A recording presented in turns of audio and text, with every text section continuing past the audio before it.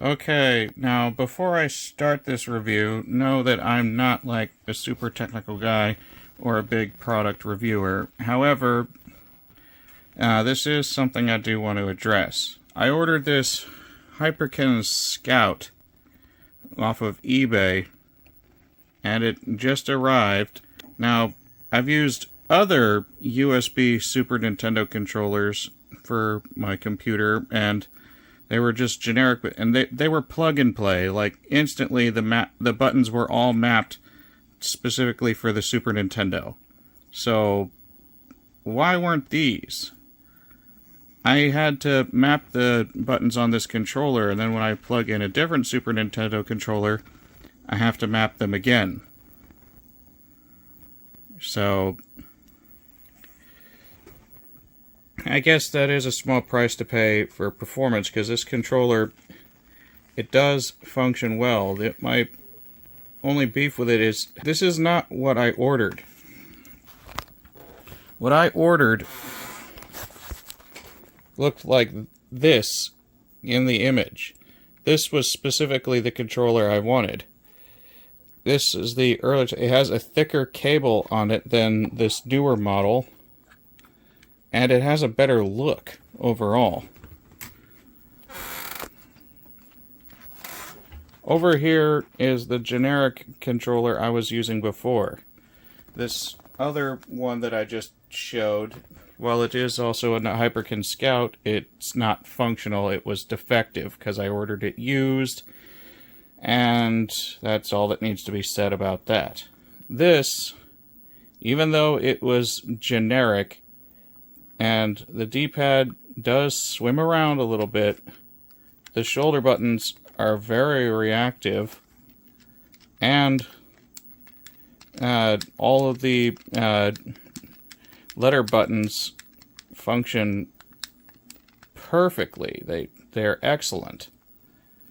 This controller, for being a no-name generic product, functions absolutely perfectly with no lag when playing ROMs on my computer.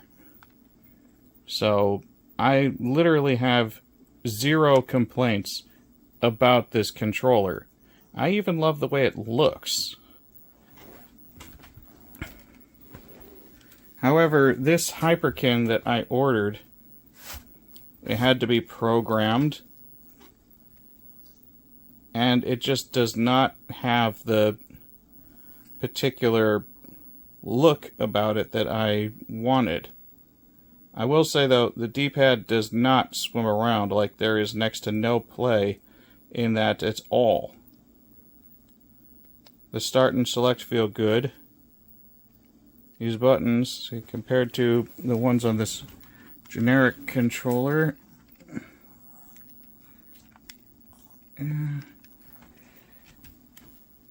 yeah, the ones on the generic controller actually feel better. They do feel better. The shoulder buttons on this Hyperkin Scout are just a little bit spongy. Oh, darn.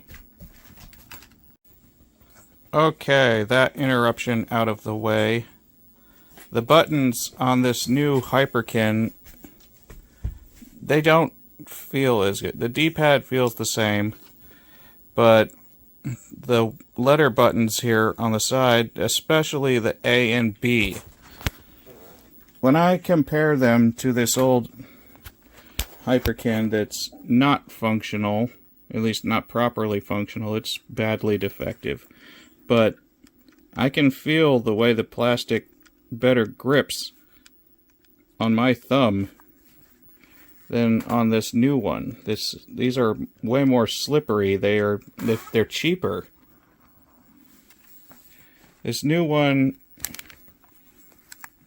it is slightly heavier, but that's probably just due to this different faceplate. Functionally speaking, it's sort of quality. It's good. It's not great. And honestly, I don't think it justified the false advertising in the ad, because this isn't the one I wanted. Okay, I knew exactly what I wanted because I had this other one that didn't function properly, but I love the way it feels.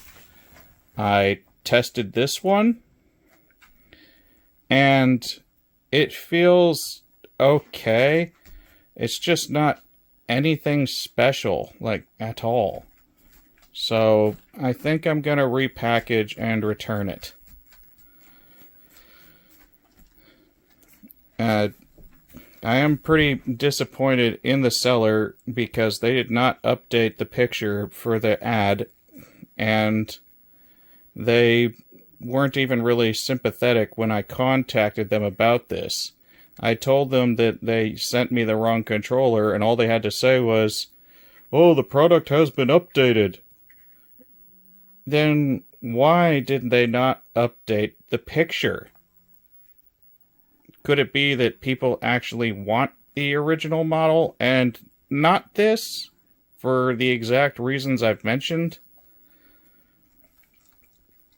Honestly, it's almost hard to get a Super Nintendo controller wrong. I mean, seriously, they are one of the simplest controllers that you could get for emulation on the market.